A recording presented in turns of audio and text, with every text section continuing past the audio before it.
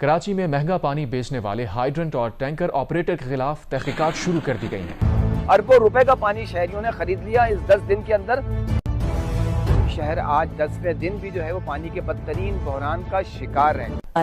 दरियाए सिंध का पानी रोकने की कोशिश भी की ना तो ऐसे नताइज आएंगे जो नस्लों तक मुहैयत हो। पाक फौज ने भारत को वाज़ेह तौर पर बता दी है कि वो पाकिस्तान का पानी रोकने की हिम्मत भी ना करे।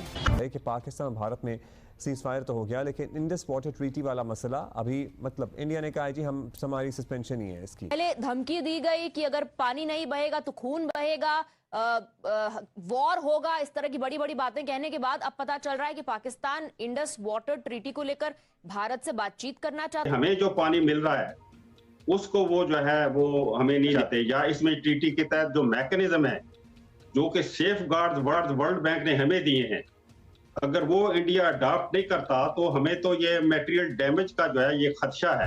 शहर आज 10वें दिन भी जो है वो पानी के बदतरीन बहरान का शिकार है।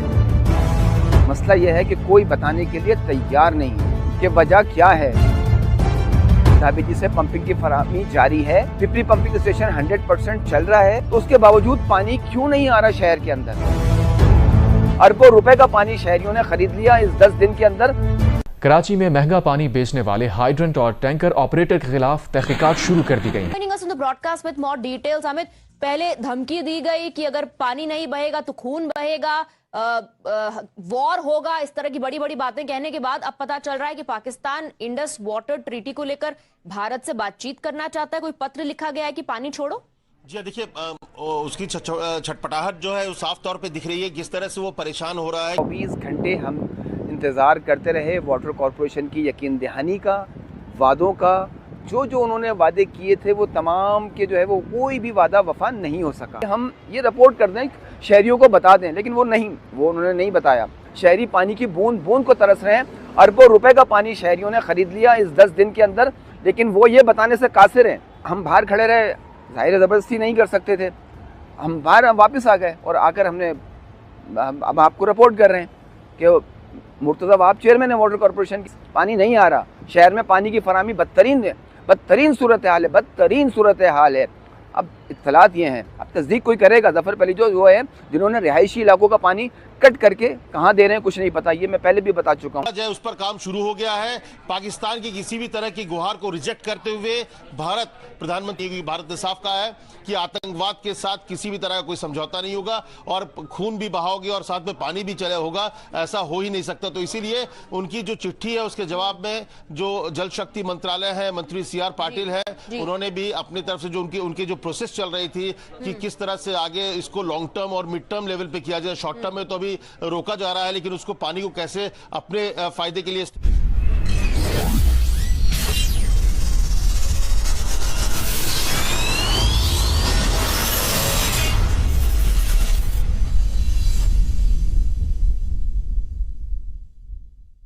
इस्तेमाल करना है। जो पानी मिल रहा है उसको वो जो है वो हमें नहीं जाते, या इसमें ट्रीटी के तहत जो मैकेनिज्म है जो कि सेफ गार्ड वर्ल्ड बैंक ने हमें दिए हैं, अगर वो इंडिया अडॉप्ट नहीं करता तो हमें तो ये मटेरियल डैमेज का जो है ये खदशा है कि हमारे पानी को कई बाहर डाइवर्ट न कर लें। ये है कि इंडिया जो है यूनिलेटरली अगर ये प्रोसेस ही बंद कर दे या अपने प्रोजेक्ट्स की इंफॉर्मेशन ना दे, हमें ऑब्जेक्शन का राइट हमसे ले ले और पानी को आउट ऑफ बेसन डाइवर्ट कर दे, हम डैम बनाएंगे तो पानी तो जो है ये LOC के दूसरी तरफ से आता है ना, जेलम का हो, चनाब का हो।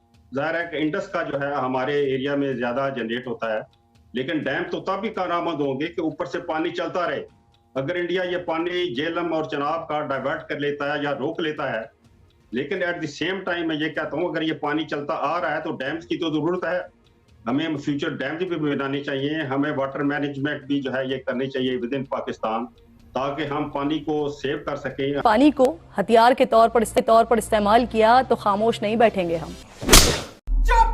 4.7 अरब डॉलर्स की खतीर रकम, मैं फिर से चेक कर लूं कहीं गलत नहीं, 4.7 अरब डॉलर्स की रकम भारत फौज को ग्रांट मिल चुकी है कि ये आपके डिस्पोजल पे है।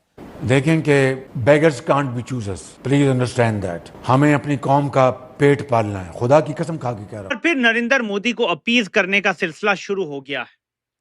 मेरे पाकिस्तानियों, गुज़श्ता 2-2.5 साल में जब से जनरल आसिम मुनीर की हुकूमत आई है, नरेंद्र मोदी पाकिस्तान में 20 से 24 के दरमियान लोगों को, जो उसके टारगेट थे, जिसमें कश्मीर से जुड़े लोग भी थे, जो मूवमेंट का हिस्सा थे, जिसमें खालिस्तान मूवमेंट से जुड़े लोग भी थे, उन सबको पाकिस्तान की सरजमीन पे मरवा चुका है। तो जितने मतलूब टारगेट थे उनको मारने का, धड़ाधड़ उन टारगेट्स को मारा गया। 20 से लेकर 24 तक टारगेट्स किए गए। पाकिस्तान की एजेंसियां खुद ये मानती हैं कि ये भारत ने किया। ये जो सीज फायर हुआ है, हमें लगता है ये बड़ी आसानी से हुआ है, ठीक है, बिल्कुल आसानी से हुआ है। भारत इतनी आसानी से मान गया? मुझे जो अब समझ आ रहा है ये टारगेट किलिंग का सिलसिला शुरू होने के बाद, कि ना सिर्फ जहां डोनर, इनके खिलाफ आपको कार्रवाई करना होगी। अगर मैं इसका आसान तर्जमा करूं तो भारत को जो मतलूब लोग हैं पाकिस्तान, वो मारने में भारत की मदद करे, इन नेटवर्क को एलिमिनेट करने में मदद करे। सो अब अगर ISI ने मारा है या रॉ ने मारा है, एक ही बात। अच्छा जी, भारत जंग के बहाने तलाश कर रहा है, धड़ाधड़ कर रहा है, इसमें कोई शक वाली बात ही नहीं। वो न्यू नॉर्मल जो है ना, उसकी बातें कर करके कि ये आज का सिक्का राजुल वक्त है कि जब भी मुझे थोड़ा सा शायबा हुआ मैं क्रॉस द बॉर्डर जाऊंगा, पत हुई थी, आपको याद होगा, जरा ज़हन में वो पिक्चर लाइए। उस बारे में थ्रेट्स आई हैं कि यहां पे बॉम्ब है, ईमेल्स मौसूल हुई हैं। तो इस तरह की कोई भी चीज ट्रिगर का काम कर सकती है। इन चीजों की तरफ ध्यान रखना, बजाय इसके कि ट्रोलिंग पे वक्त जाया करें। क्लैशनिकोव के गाने और एक धम्मा चौकड़ी और एक के डिस्पोजल पे है।